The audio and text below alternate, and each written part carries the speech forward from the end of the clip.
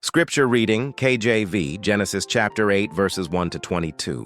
1. And God remembered Noah and every living thing, and all the cattle that was with him in the ark. And God made a wind to pass over the earth, and the waters assuaged. 2. The fountains also of the deep and the windows of heaven were stopped, and the rain from heaven was restrained. 3. And the waters returned from off the earth, continually. And after the end of the 150 days, the waters were abated. 4. And the ark rested in the 7th month, on the 17th day of the month, upon the mountains of Ararat. 5. And the waters decreased continually until the 10th month. In the 10th month, on the 1st day of the month, were the tops of the mountains seen. 6 to 12, Noah sends the raven and the dove. The dove returns with an olive leaf, then does not return. 13 to 14, the earth dries. God prepares the new beginning. 15 to 19, God commands Noah to leave the ark with all living creatures.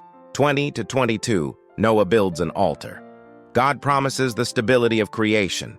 Teaching script, Bible study, and exposition. 1. And God remembered Noah, grace at the center of judgment. Genesis 8 opens not with Noah's action, but with God's memory. In Scripture, remembered does not mean God had forgotten.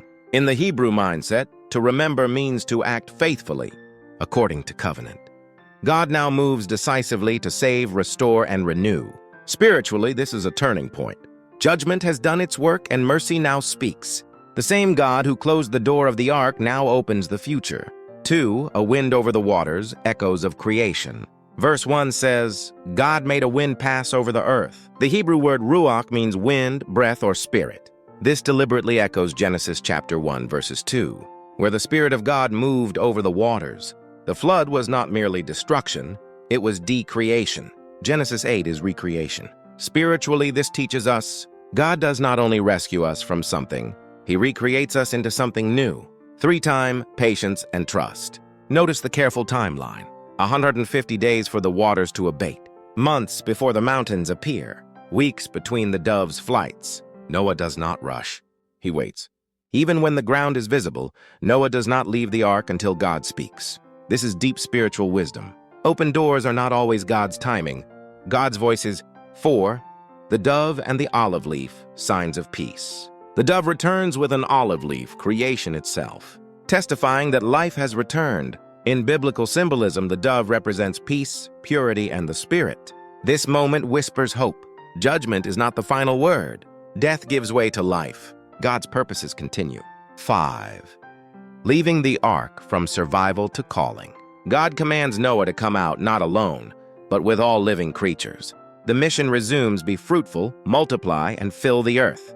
Spiritually, the ark saved them, but the ark was not their destiny. We are not saved to hide, we are saved to live, serve, and restore. 6.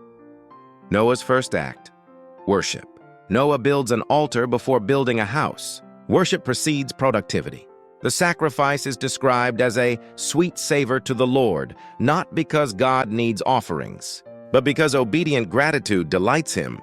Here we see a profound truth. Worship aligns the restored heart with God's purposes. 7. God's promise, grace greater than human sin. God acknowledges human sin will continue, yet He promises stability. Seed time and harvest, cold and heat, summer and winter.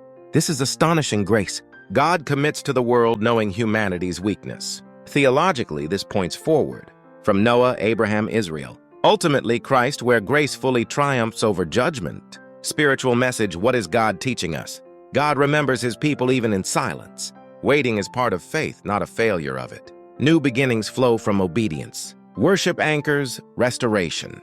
God's mercy sustains the world despite human brokenness. Genesis 8 teaches us that after the flood comes the promise, and after judgment, God speaks life again. Thank you.